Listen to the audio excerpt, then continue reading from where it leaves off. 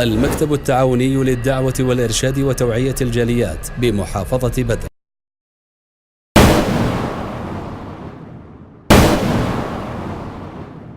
আলহামদুলিল্লাহ ওয়াসসালাতু ওয়াসসালামু আলা রাসূলিল্লাহ ওয়া বা'দ। সুপ্রিয় দর্শক শ্রোতা মণ্ডলী, আমরা আজকে জানবো একজন মুসলিম হয়ে আমরা কিভাবে বৈধ উপায়ে আল্লাহ রাব্বুল আলামিনের রিজিক অন্বেষণ করব, উপজীবিকা সংগ্রহ করব। মহান রব্বুল আলামিন সূরা হুদের 6 নম্বর আয়াতে ঘোষণা করেন, ওয়া মা মিন দাব্বাতিন ফিল আরদি ইল্লা আলাল্লাহি রিজকুহা। পৃথিবীতে এই ভূপৃষ্ঠে যত প্রাণী রয়েছে বিচরণ করে, এমন কোন প্রাণী নেই যে প্রাণীর রিজিকের দায়িত্ব মহান রব্বুল আলামিন না নিয়েছেন, তথা সমস্ত প্রাণীর রিজিকের জিম্মায় রয়েছেন মহান রব্বুল আলামিন। তারপরে দেখা যায় আমরা মুসলিম হয়ে অন্যায়ভাবে এবং অপকর্ম করে হারাম পর্যায়ে রিজিক অন্বেষণ করে থাকি। এভাবে আদৌ ঠিক নয়। একজন মুসলিম হিসাবে বৈধভাবে রিজিক অন্বেষণের অনেক উপায় রয়েছে শরীয়তে। আসুন আমরা এই থেকে আজকে 4টি উপায় জানবো, যে এই 4টি উপায়ে একজন মুসলিম বৈধভাবে মহান রব্বুল আলামিনের রিজিক অন্বেষণ করবে। প্রথম উপায় হলো, একজন মুসলিম আল্লাহ রাব্বুল আলামিনের কাছে পরিপূর্ণ আস্থা রাখবে, ভরসা রাখবে।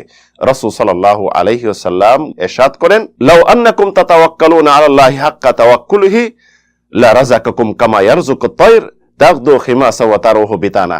তোমরা যদি মহান রব্বুল আলামিনের কাছে সত্যিকার অর্থে আস্থা রাখো, বিশ্বাস করো, তোমাদেরকে আল্লাহ রাব্বুল আলামিন উপজীবিকা রিজিক দিবেন, যেমন একটি পাখিকে রিজিক দিয়ে থাকেন।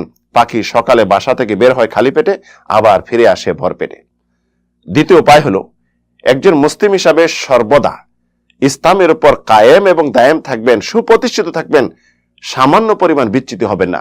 মহান রব্বুল আলামিনের ঘোষণা, ওয়া মান ইয়াত্তাকিল্লাহা ইয়াজআল লাহু মাখরাজা ওয়া ইয়ারযুকহু মিন হাইসু ইয়াহতাসিব।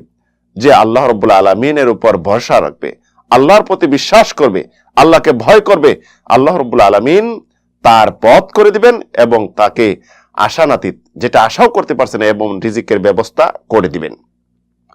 অন্যত্র মহান রব্বুল আলামিনের ঘোষণা, ওয়ালাউ আন্না আহলাল কুরা আমানু ওয়াত্তাকাউ লাফাতাহনা আলাইহিম বারাকাতিম মিনাস সামাই ওয়াল আরদ।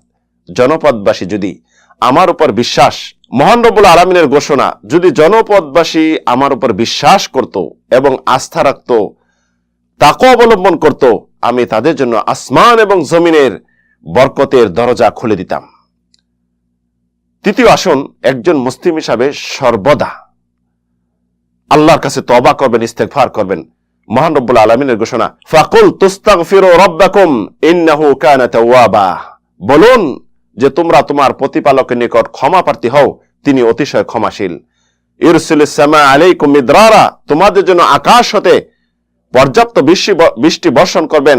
ওয়া ইউমদিদুকুম বিআমওয়ালি ওয়া বানিন, এবং তোমাদেরকে সন্তান সন্ততি এবং সম্পদ দ্বারা সমৃদ্ধশালী করবেন। ওয়া ইয়াজআল লাকুম জান্নাতি ওয়া ইয়াজআল লাকুম আনহারা, এবং তোমাদের জন্য তৈরি করবেন বাগান সমূহ এবং প্রবাহিত করবেন নদী নালা। চতুর্থ উপায় হলো, বৈধভাবে রিজিক অন্বেষণের যেটি শেষ উপায়, সেটি হলো সিলাতুল আরহাম, আত্মীয়তা সম্পর্ক বজায় রাখা। আপনি যদি চান যে আপনার বয়সে বৃদ্ধি পাক, সম্পদে আধিক্যতা বৃদ্ধি পাক, তাহলে যেন আত্মীয় সম্পর্ক বজায় রাখুন। রাসূল সাল্লাল্লাহু আলাইহি ওয়াসাল্লাম ঘোষণা করেন, মান হাব্বা আইয়ুবসাতা লাহু ফি রিজকিহি ওয়া আইয়ুনসা লাহু ফি আসারিহি ফালইয়াসিল রাহিমা।